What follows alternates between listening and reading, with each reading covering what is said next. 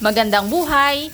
Ngayong araw ay pag-uusapan natin ang tamang pag-aalaga sa mga inahing kambing na buntis. Ang video na ito ay makakatulong para maiwasan na makunan ang ating mga alaga.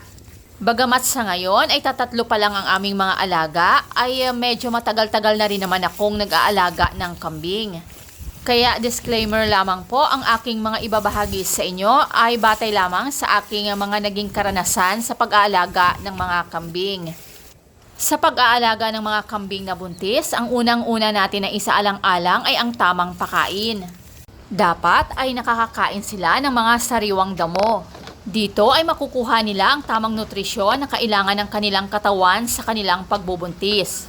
Pangalawa ay dapat ihiwalay natin sila sa mga kambing na agresibo. Iwasan natin silang makipagsuwagan sa kanilang kapwa-kambing na magiging dahilan ng kanilang stress at maaring ding humantong sa pagka-miscarriage. Pangatlo ay huwag na natin silang hayaang nakakagala kapag malaki na ang kanilang tiyan. Kagaya dito sa aming mga kambing, noong mga nagdaang buwan ay nakakagala lang sila. Pero simula nung lumaki na ang kanyang tiyan ay itinatali na nga namin itong aming inahing kambing. Kapag malayo kasi ang nararating ng ating mga buntis na kambing ay maaaring magdulot din ito sa kanila ng stress at pagkakunan.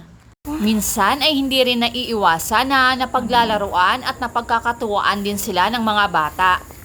Pang-apat ay dapat meron silang maayos, maaliwalas at malinis na kulungan. Hanggat maaari ay meron silang sariling kulungan na nakahiwalay sa iba pang mga kambing. Panglima, mahalaga na inoobserbahan natin ang kanilang kalusugan. Magbakuna kung kinakailangan.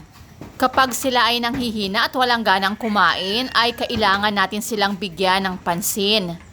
At ang pang-anim ay bigyan natin sila ng salt lick o mineral block. Ang salt lick kasi ay kompleto sa minerals na kailangan ng ating mga inahing kambing na nagbubuntis. Kagaya ng calcium na nagpapatibay ng buto, phosphorus na nagbibigay ng energy at tamang paglaki, magnesium para sa maayos na paggalaw ng mga muscles, potassium para sa normal na pagtibok ng puso, sulfur para sa malusog na balahibo at balat, iron para sa iwas anemia, copper and zinc para sa malakas na immune system, selenium para sa fertility at muscle health, at ang pangunahing sangkap nito na sodium chloride na pampagana kumain. Marami tayong mabibili nitong salt lick o mineral block online. At syempre mamimili lamang tayo ng mga legit na stores na nagbebenta nito. Yun lamang po, maraming salamat sa inyong patuloy na panunood. Kung gusto nyo ng gantong klaseng content, kagaya ng pagpa-farming, lalong-lalo na sa pagkakambing at pagmamanukan, ay pakiclick nyo ang subscribe button, ganon din ang notification bell para updated kayo sa akin pang mga susunod na videos. Maraming salamat muli. Keep safe and God bless!